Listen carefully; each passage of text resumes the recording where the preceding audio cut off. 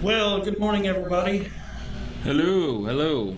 Thank you guys for joining us this morning. My name is Kevin Higgins, and I'm the Certified Vision Rehab Therapist at Lighthouse for the Blind. My name is Sean Keane, Assistant Technology Department, Lighthouse for the Blind.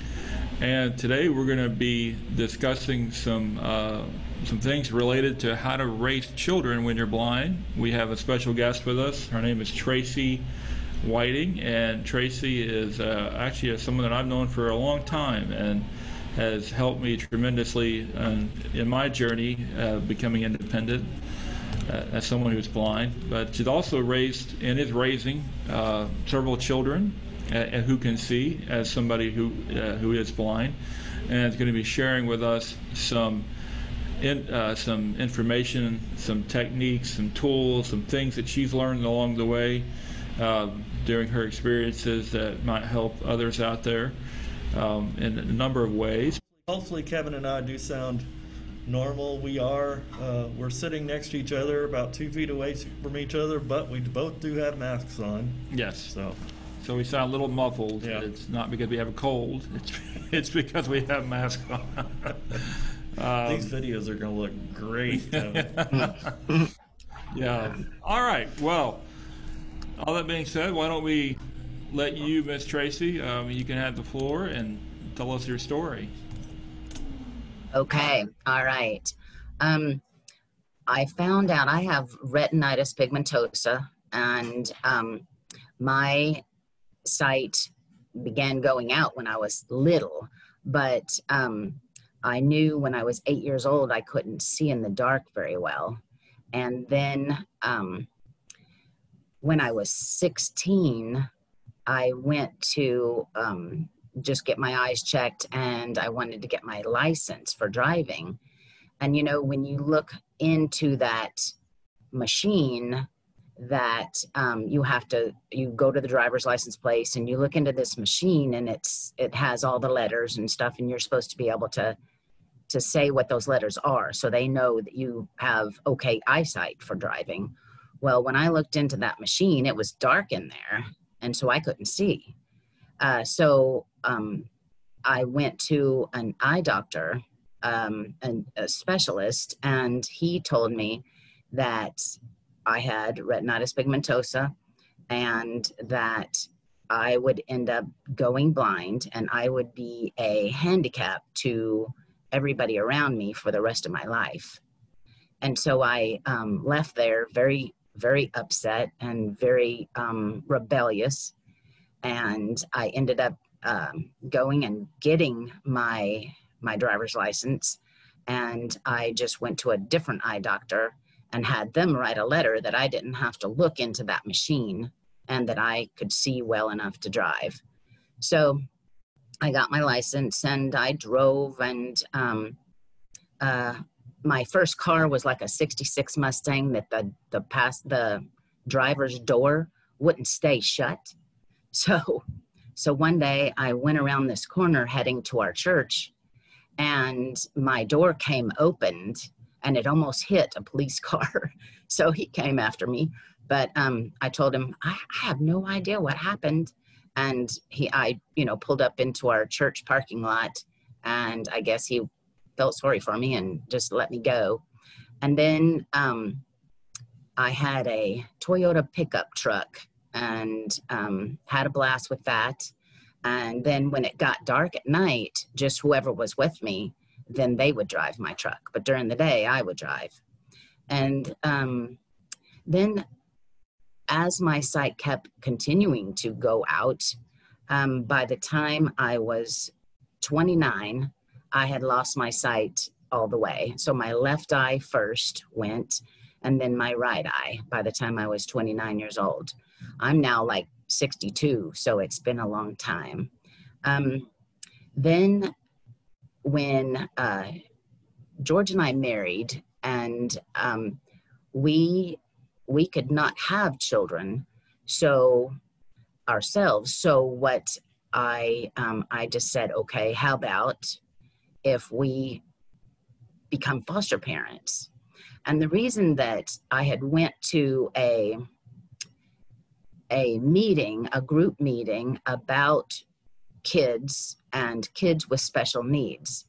And what I had heard during this meeting was sometimes kids could even be blind, and that's a special need. And I was thinking, wow, I could end up with a blind child and raise her or him, and I would be raising, I never thought of myself as a special need. So, George and I signed up to be foster parents, and we were living in North Dakota at the time. And this little girl needed a foster parent. And so we ended up fostering her for 3 years, and then we were able to adopt her. So it was rough because our daughter had a lot of things happen to her by the time she was 4. And it was really rough raising her because she had not ever bonded to anyone. And I learned about bonding, and kids have to bond by a certain age. And she wasn't able to do that. She could even remember times where she was looking out through bars, and what would happen is they would just leave her in her crib. And so she just saw out through bars of her crib. So it was really, really sad for what all she had went through. She was malnutritioned and all kinds of stuff. Then we were able to adopt her, and then began a wild time of raising a little girl. But we had some special times too. Then when I was, oh boy, I don't even know how old I was by the time we ended up with Caden and Jacob, but a lot of things happened in between that time. Rose grew up, and she ended up, when she was 12, we found out that Rose had something wrong with her eyes too, and we had no idea. And so we took her to a specialist, and they said she has retinitis pigmentosa also. And the doctor even said, "Are you sure you didn't have this girl?" And I said, "Yeah, I'm pretty sure." And so he said she has retinitis pigmentosa too. She has a different form of retinitis pigmentosa. I think it's more like Kevin's retinitis pigmentosa. She had to wear glasses, and I never had to wear glasses. And then it was, it's not been found in her family anywhere, her birth family, but so we're not for sure how it all came about, but she has retinitis pigmentosa, and she can still see, and she's just about 40 years old. So she can still see some. Her tunnel is pretty small, but her tunnel is still clear. I used to go to schools and churches and women's groups and men's groups and talk. I've been to colleges, and even colleges that I went to, I spoke as a motivational speaker. And one thing that I would do is just show like a toilet paper roll. And losing your sight with retinitis pigmentosa is like looking through a toilet paper holder. And as your sight gets worse, your field of vision goes away, which means your night vision goes away, and you're not able to see in the dark. And then the rods and the cones get smaller, and it's like looking through a toilet paper holder. And that tunnel gets smaller and smaller and smaller. Then I did not learn Braille until my eyes totally went out. I did not want to learn Braille. I did not want to carry a cane. I did not want to do any of that. So for years, I kind of hid it. And then after George and I married, and I went to the North Dakota Association of the Blind, and I went to a counselor, and he sort of talked me into using a cane and learning how to use a cane. And it helped me a lot. And then I went to our camps and stuff, and I went to Ski for Light, and I did a lot of things like that, and found out that it's okay. There is life after blindness. And so I began to learn Braille, and I began to learn how independent living, and using things that I would be able to use to raise Rose, and possibly I wanted more children. So then when I also learned how to, let's see, I got different things that would help me know what, where's a can of peas or something. And this, instant potatoes, add 1 cup water and 3/4 cup milk. That just said instant potatoes, add 1 cup water and 1 cup milk. So I was able to record things on independent, like these you could sit on top of a can, or there's some, what do you call that stuff that sticks to? Velcro. Velcro. Yes, thank you, Jacob. I thought it might help. My mom told me. Did it? He said Velcro. Yes, you can stick Velcro to the bottom of this, and then stick the Velcro to a can or to a box, or for example, my instant potatoes, I even have it in a big can, and so I can keep this on the lid, and then I can always get my recipe real quick and go on about my business. There's also things, but nowadays I do a lot just using my Alexa app, and or my Amazon Echo, my Amazon Show. I have a lot of them in pretty much every room in the house. So if I want to know how to make any instant potatoes, or make a wild rice recipe, or anything like that, I can pull out the box and I can ask my Echo Show, and she can read the instructions for me, or she can just look it up and let me know what the directions are. So it's so computers and like these Amazon Echo and Show and different ones like that has really made me a lot more independent than what I used to be. I also do things like whenever I am cooking, I use solid measuring cups. I don't use the liquid ones because I can't see where 1/4 is, or a 1/2 cup, or anything like that, but I can tell by these what they are. So I just use solid measuring cups for any recipe that I have. It never has messed up any recipe that I've made using solid measuring things instead of the glass ones, the big, 2 cups or something like that.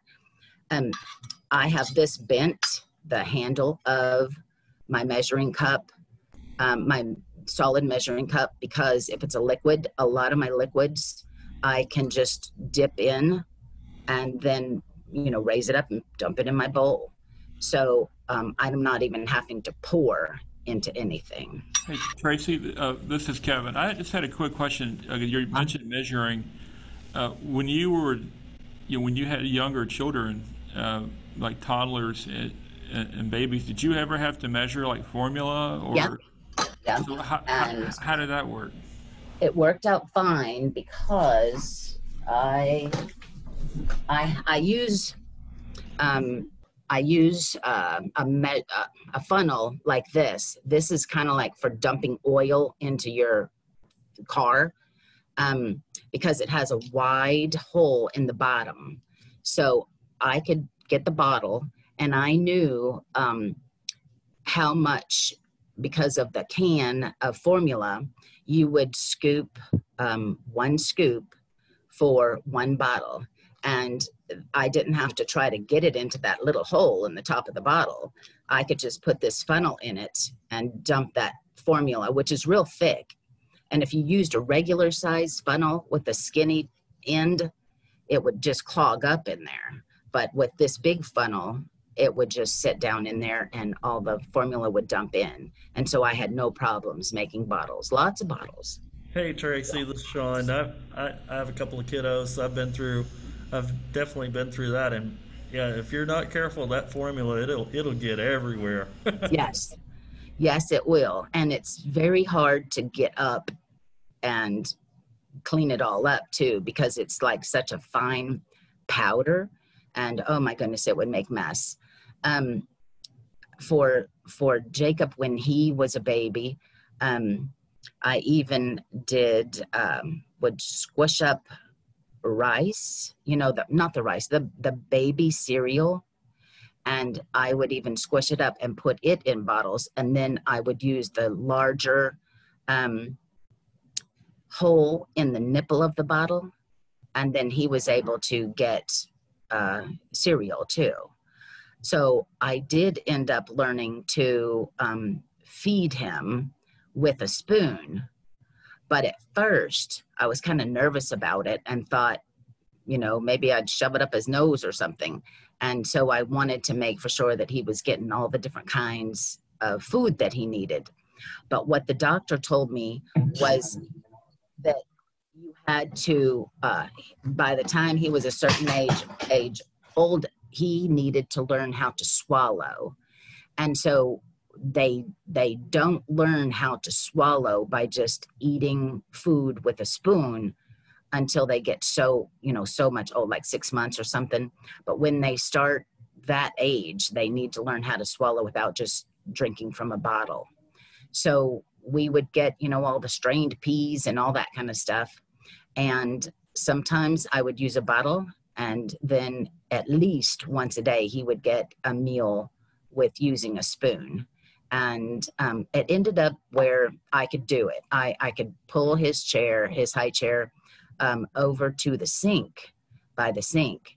And I'd have a few washcloths that as I fed him, I could put my finger kind of under his chin, and then I would aim for his mouth very easily that way. And after a few tries, sometimes we might have to have a bath when we're done, but for the most part, it worked out just fine. So my finger would come towards him with the spoon in my hand, and then one finger I kind of held out, so I would be coming towards his mouth, but my bottom finger would go under his chin, and then the spoon would go right into his mouth.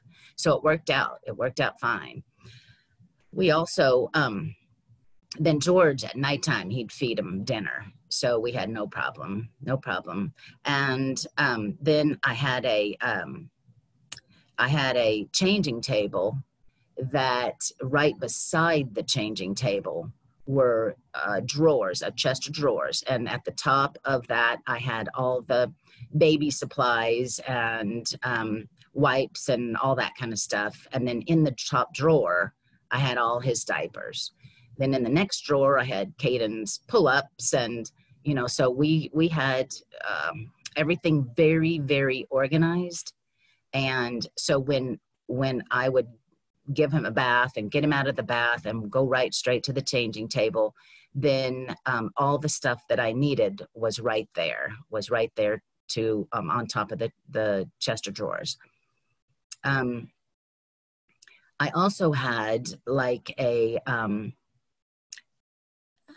what's that called, Kevin? The recorder, the thing that I would set out the window. Unmute me. The baby monitor, Jacob. Yeah, the baby monitor, yes. Yes, the baby monitor.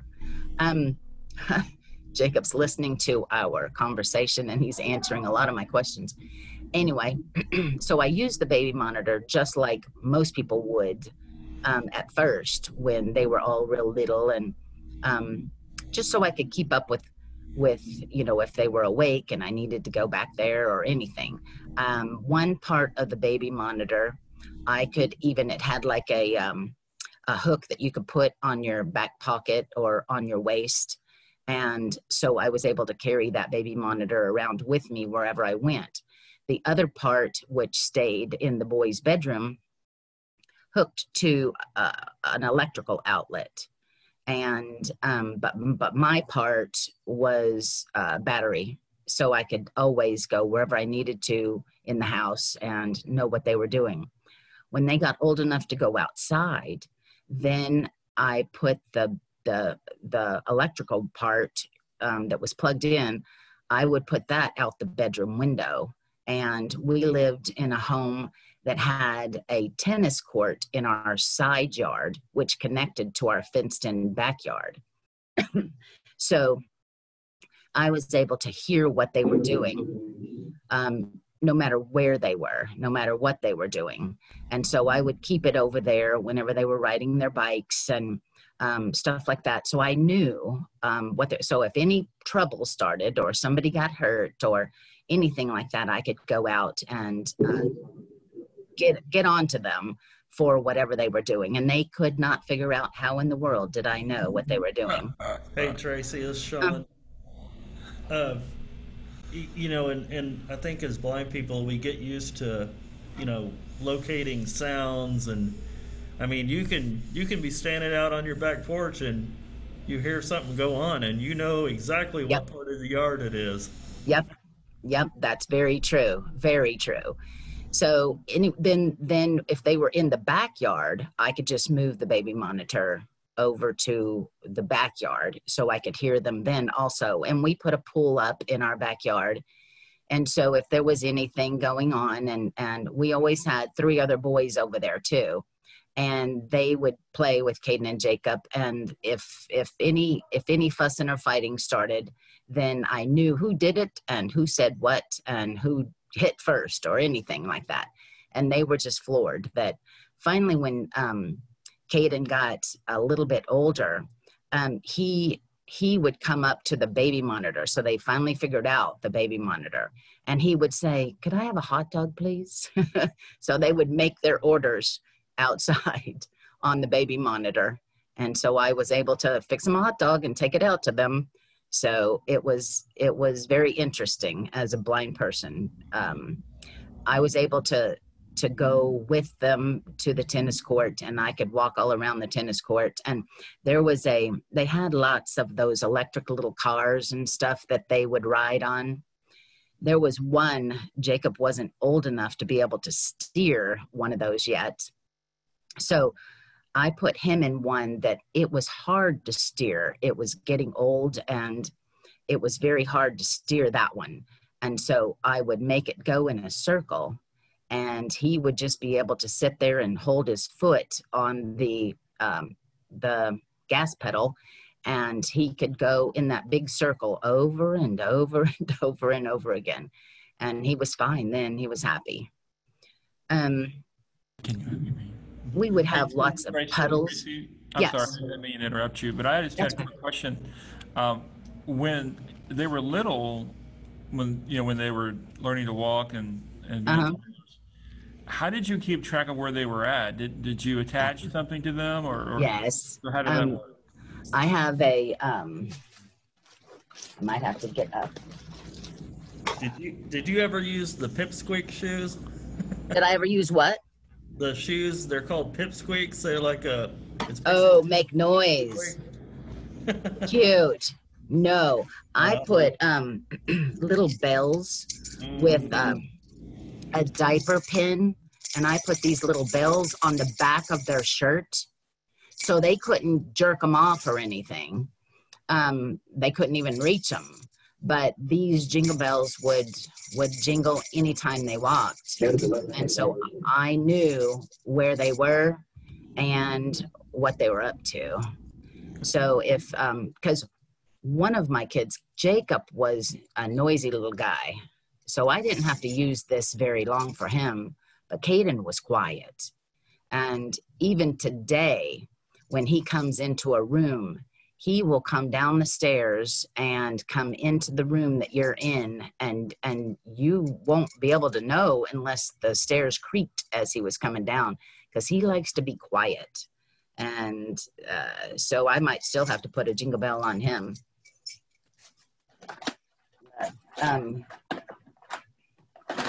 Also for measuring medicine for them, one thing that I have is I always got the measurer from the pharmacy that would measure out whatever I needed. So if I needed a a teaspoon, then I would use this teaspoon one. If I needed a half a teaspoon, I'd get the syringe that only would hold that much in it. And so I could use this. Every big teaspoon one like this has inside it a little piece of a hose. And so you could get it out of there and put it in. And then you could also, as your bottle started getting empty and you had to try to get to the bottom of the medicine, now with this hose on it, then I could stick the hose down in there and pull up however much I needed. And then I was able to I could then take the hose off, and I would lay them down, and then I could squirt this in their mouth. And then if you blow in their face, they'll swallow. They don't like taking that medicine. And so I would just blow in their face, and that would make them catch their breath and swallow. So now I'm hearing about the script talk, and I can't wait to get that. And I'm hearing about it from y'all. I've learned about it from y'all. And I've contacted CVS Pharmacy because in the past they've said that they don't do that. But now I know that I can through y'all's meetings. And so I'm getting that done because Jacob takes a lot of medicine. He has a lot of special needs. And so he takes a lot of medicine. And to keep up with what everything is nowadays, it's certain size bottles that I can tell what it is. It's certain shapes of medicines that I can tell what it is. And some of them that feel the same. Then I have rubber bands around the medicine.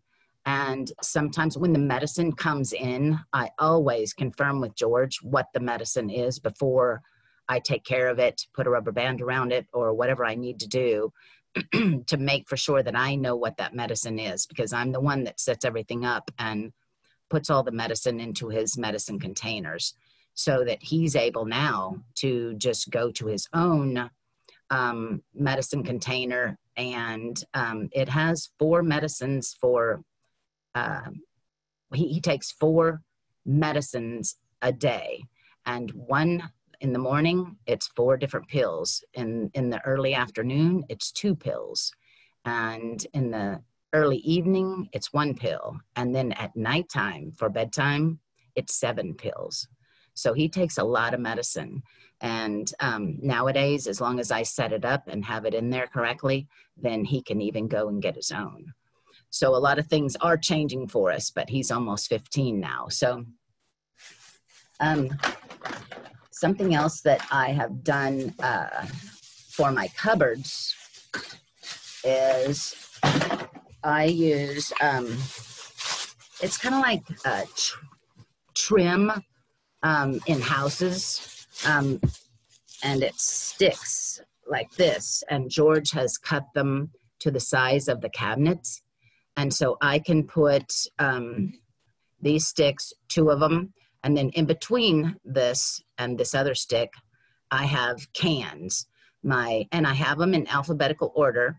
So the first, stick, the first can in the left might be asparagus. The second one could be some kind of beans, maybe applesauce beside the, in front of the asparagus, but everything's in order. All my beans then might be, baked beans, pinto beans, whatever like that. And then C for corn, but I have rows and rows and rows of food, cans in between and these sticks. And then at the front of each can on my shelf itself, I have that brailled. I also used Pen Friend, different things like that. But I can find stuff faster just by feeling with my finger real quick over something. And I know about where things are because it's alphabetized. So then by the time you get to the tuna, or then I have tuna helper beside that. And then so I know where the tuna is because it's in the far right of my cupboard. So I know where a lot of things are. And then soups, I have all the soups in rows between sticks. And then maybe I have chicken noodle, cream of chicken, cream of mushroom, whatever, in between those rows. And then I braille each end of my cabinet so that I can feel what it is. I have used my pen friend and different things like that in the past because of one time we lived for a short time in an apartment when we were going to, we were looking for a home, we were looking for a house. So we lived in an apartment for a while, and it did not have enough room in the cupboards for me to have the cans with the sticks between them and labeled and stuff. So I used the pen friend. I have two different kinds, and I'm gonna have to reach.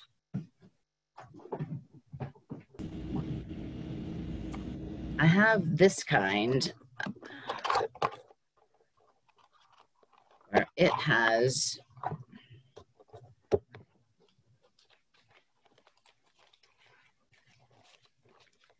little paper labels. And so you can peel one of these off and then use this pen friend to be able to actually put a recording on the little round circle sticky button. And so you can set that on your shelf or at the edge of your shelf and right in front of what you have there. And you can actually put the recipe, so what it is, and then the recipe on this. So this was very, very handy for many, many years. Tracy, Huh? can you hold it up just in case in front of your face? Oh, right in front of my face? Yeah, right in front of your face. Okay. Here it is. Can you see it? A little bit higher, like Okay. a little bit higher. Yep, good. Okay. So there's this, and then I'll show you the paper. I have different size papers. Like this has Higher. Yeah, that's the round circles. Yep. And you just peel one off and stick it on your shelf and it'll stick there. And then you can use the pen friend and say what it is and then say what the directions are as to how to make whatever you're going to pull out of your cupboard. So I use that, and then there's another one that I use.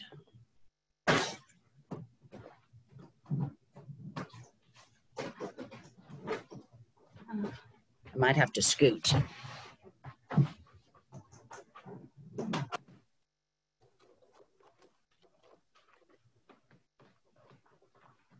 I've never done it this way before. Sorry. No, Okay, this. You're fine. Okay, sorry about all the scooting. No, you're fine. This one, it has these little, I'm get it out. You just tear one off. And it's like a, it has a little hole that you can put a, Hold it up a little higher. okay, a little higher. Yep, there you go. Okay, To the right. to the right. Yep, good. Okay. You can hook it onto something like, for a time when we lived in an apartment, George got some metal shelves, like from Home Depot, and they were tall, like a it's kind of like you'd put a lot of tools or something on, but we brought it into the kitchen, and then you could, here is the pen friend thing that this is. Can you see it?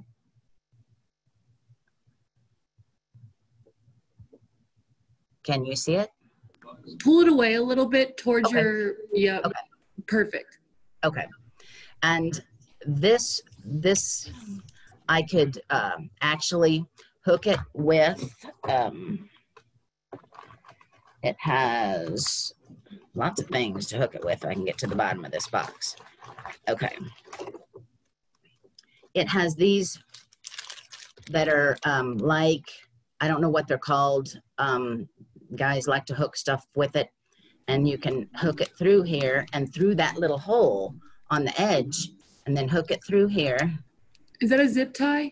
Yeah, that's a zip tie. Yes. And so I have lots of zip ties. I've used lots of zip ties, and you can hook it right through the hole on this little thing. And then you can put a recording on that for whatever it is. And I hooked it to that wire shelf, the shelving that I had. It was wired on each shelf was wired. So I could put my sticks on there, and then just used this and wired all my canned goods. I could tell what everything was. There's also in this package other ways to label something.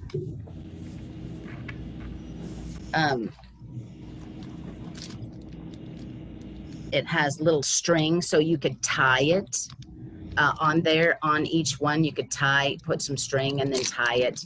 So it has lots of ways to stick that little bracket onto something and then label it and know what you got. Tracy, I earlier I was listening, and you mentioned, that you had adopted, your children through a foster service. Were there any challenges with respect to that adoption process in light of you being blind? Yes. When we adopted Rose, I could still see some. And then when, so we had really no problem with adopting her. But then when I got Caden, he was not a Child Protective Services baby. We private adopted him. And my sister, she called me and she said that she had Caden, who is her grandbaby's brother. So my sister is raising her grandbaby, who's now 20. And back when she was little bitty, my nephew, him and his wife got into drugs bad, and then they ended up splitting up, but they had a baby. That was Brookie. And then when Brooke was maybe 2, they broke up, and Cassie, the birth mom, started dating other people. She had Caden, and then Caden got brought to just somebody and dropped off there and was kind of left. And so Brian got called, my nephew, and said, is this your baby? And so he went and got Caden. And my sister said, are you wanting still, Tracy, to have more kids? And I did. I wanted more kids. This was a time that I had went through Lions World and did the MCSE program. And then I got hired by the government to do help desk stuff for people who used adaptive equipment. And then they would call me and I could help them with any of the things or software programs that they were using or any of their adaptive equipment. I could help them to get that back working again or how to use it properly. And then I worked also with the admins who were working on all that software to make for sure that it was accessible for employees who used adaptive equipment. So I was loving it. I was very busy and loving it. And George and I had went through some hard times for just a short time, and I moved to Austin to work, and George stayed in Longview working. And George had said, you know, I had gotten offered a couple other kids too earlier in our marriage. And George said, you know, we're raising Rose and there's some hard times here. And it's been, you know, it's been hard. And so I don't know about more kids. Well, I wasn't with George at that time. Later, when I got the call, do I want Caden? And so I didn't need to ask him because, well, I just didn't. So I decided that I was going to get Caden and raise him on my own. So my sister and I, we got Caden, and then we fixed everything up and made kind of my storage room into a nursery, and started there. And I got Caden and just loved him ever since. But then George came back into my life, and really wasn't out of my life in the first place, but came back into my life and just said, I want us to get back together. And so I said, well, I have Caden now. And he said, that's fine. So he wanted to raise Caden too. Then a short time later, about a year and a half later, we heard that the birth mom was pregnant again. And so I just informed George we were going to end up with another baby. And then around Christmas time, I went to go get Jacob, and I picked him up and brought him home and handed him to George. And George said, I didn't know you were going to get such a little one this time. So I said, well, he's 4 months old now. And we started raising him. And we've loved it. We've loved it. We get tired sometimes, but we've loved it. So, am I on mute? Tracy, when you were going through that adoption process, maybe with Jacob or Caden, was there ever any hesitancy on the part of the adoption agency or CPS to yes, allow you to have a child? Yes, you have to do a home study with every single child that you're going to adopt. And so with Caden and with Rose, it was no problem. My the adoption agency and the lady that did the home study, there was no problem at all. And we were fine. And I had lost my sight by the time we got Caden. And then when I was going to adopt Jacob, that's when we started getting into problems. One, the lady that was doing the home study, and she would say, well, how do you know if he is choking or not? And I said, well, I can hear, and I'm feeding him, and I know what's going on, and I would know if he's choking or not. And then she said, well, how would you be able to get him to the doctor? And I said, I would take a cab. And that's what I do all the time. Or I could go get on the bus. That's what I do all the time too. And she said, well, maybe the cab drivers are not licensed for you to be carrying kids with you. And I called the cab companies, and they said, yes, they are licensed for carrying children. And I just carried their car seats and put them in the car, and we head off to wherever we were going. The lady said, well, I don't know whether we would allow you to be able to get in a cab with them and take him to the doctor. And finally, I said, you know what? In a lot of states, that's how everybody gets around. with their kids is, New York is one example. They go on the subway, they take cabs, they take the bus, they do all that. And they don't stop doing that just because they have kids. They don't stop doing that just because they have to take their child to the doctor. They still travel the same way. And I said that if I needed to, then I was going to call the National Federation for the Blind or the ACB and let them know what you're doing and how you're talking to me, because this is unacceptable. And so she stopped asking me those questions, but basically because I basically threatened her with the National Federation of the Blind or the ACB or whoever I could get in contact with. Because there was a lot of questions that she would ask that were ridiculous. Oh yeah, this is Sean. I went through. I've been through one of those CPS experiences myself, and Yeah. a gentleman came out to my house and we talked for a good hour. And like I told him, there's this myth that supposedly blind people can't raise children. Yeah. And the fact is, blind people have been raising kids for 40, 50, hundreds of years probably. Yes.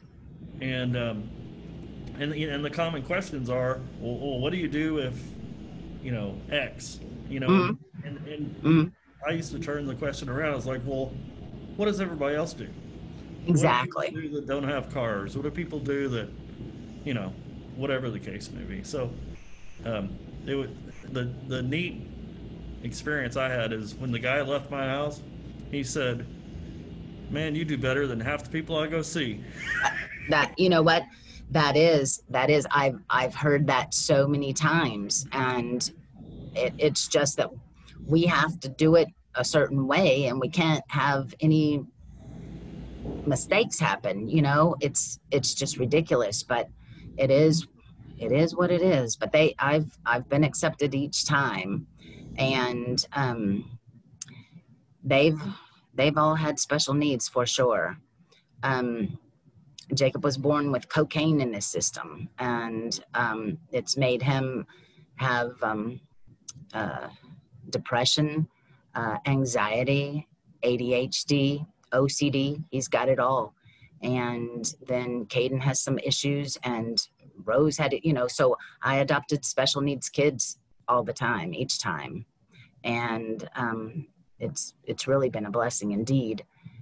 Instead of a handicap, it's been awesome.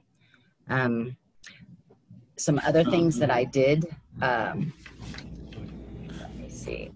Tracy, I was going to just going to ask, this video eventually probably will be seen by somebody out there maybe who is at a point where they're about to raise a child while they're blind. What's like a piece of advice or two that you would give to that person if they were listening? I would definitely tell them to go for it. It's such a joy, and it has fulfilled my life. I wanted more kids, and I wanted more kids, for at least 10 years in between Rose and my next set of kids, and now I am fulfilled and content. I would definitely say to go for it, because they would still have a wanting and a longing forever if they didn't.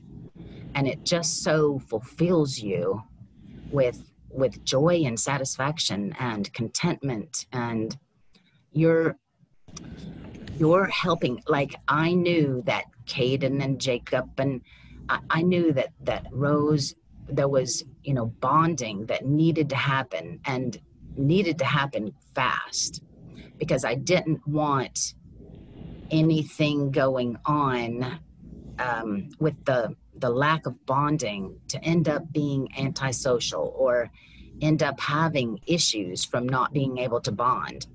So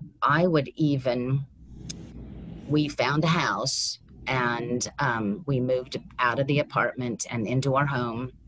And I would even unpack, and I had a baby carrier that I carried Caden around on my back, and a infant carrier on the front of me, and I had Jacob in that one, and I would just carry them around unpacking, and then I would hold them and hold them and hold them. But I also heard that even if you're blind, try to look at your baby while you're feeding that baby.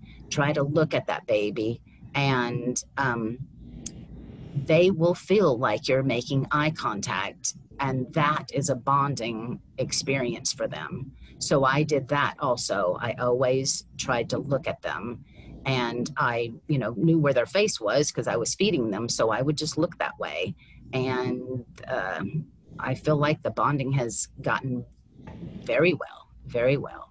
And any of the issues that we had with our first did not happen with the next two. Right. So Excellent. So, Tracy, that's an excellent story, and gosh, there's so much good information there. But we have some folks listening. I wonder if anybody out there might have some questions for Miss Tracy, some comments or thoughts. Again, if you want to raise your hand, it is Alt-Y on the computer and *9 on the phone. If you raise your hand, we'll unmute you, and then you can ask Miss Tracy any questions about what we've discussed today. some other things that I did is trying to sort their laundry and get sets back in the right order. One thing I did was I would put these little clips on some of their outfits that could be washed in the same load. And then here's some other clips that I have. Can you see these? I would also pin with the diaper pins, not just regular safety pins, because those can come undone easier. So I used diaper pins for when I would take their little socks off of them. I had a bowl of diaper pins, and I would take their dirty clothes off and hook them together with diaper pins. And even their little socks, I'd hook their little socks together with diaper pins because dryers eat those anyway. So I would do that so that I could end up with another pair of socks for them. And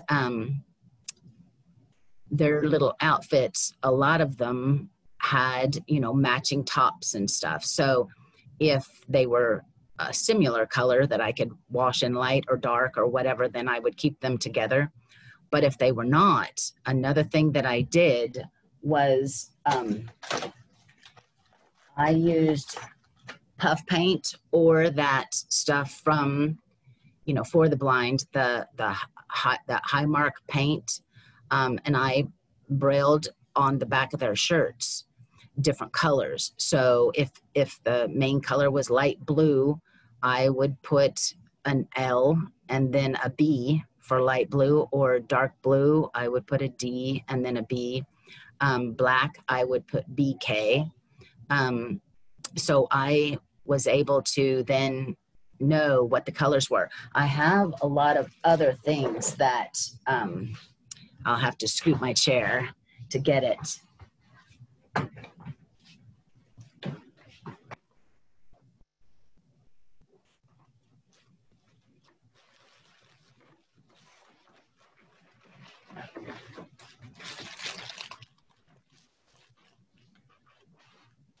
Okay, I have a lot of other things that you can hook clothes with. Hey, Tracy.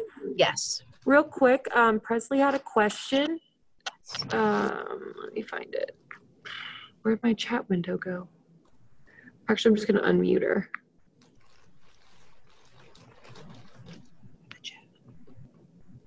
Go ahead, Presley. I tried to unmute you. Why isn't it working? That's right. She just said specifically, if a baby, specifically a newborn or infant, is crying, how do you know what they need?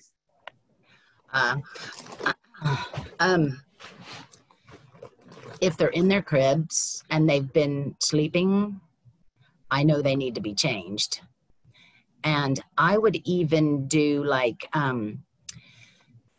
I would make the crib with a pad and then a comforter and then a sheet. Then I do another pad and another sheet. And then I do another pad and another. I could get 3 of them on a crib mattress. And so then in the nighttime, if their mattress pad, their sheet was wet, I could then I'd move the baby to one side and take that end off, then move the baby to the dry side on the next crib sheet down. And then I'd take that crib sheet off and that pad off. And then that sheet was all nice and dry. Then I just had to change them, and they were fine. And then, because I didn't have to get them up and out of the crib to and wake them up more. I could just get them into dry clothes and a new dry sheet real fast and cover them back up. Yeah, Tracy, that's funny you mentioned that, because I used to think it was so neat that I could go in their room and change them and get them back in clothes, and most of the time they'd be already back asleep because I never had to turn the light on. Yes. Never had to turn the light on. I could even pick up the baby, take them out and rock them and feed them in the middle of the night. Never had to turn a light on, and they would be back asleep pretty fast. That's awesome. Yeah. That's something So maybe even a sighted parent could benefit from learning how to do. Yeah. Try learning how to do it. Yeah, with no lights on. So yeah. This has been an excellent discussion. You have given us so much good information, and we really appreciate you sharing with us. We're going to wrap it up here in a second, but anyone listening out there, if you have any last-minute questions here for Miss Tracy,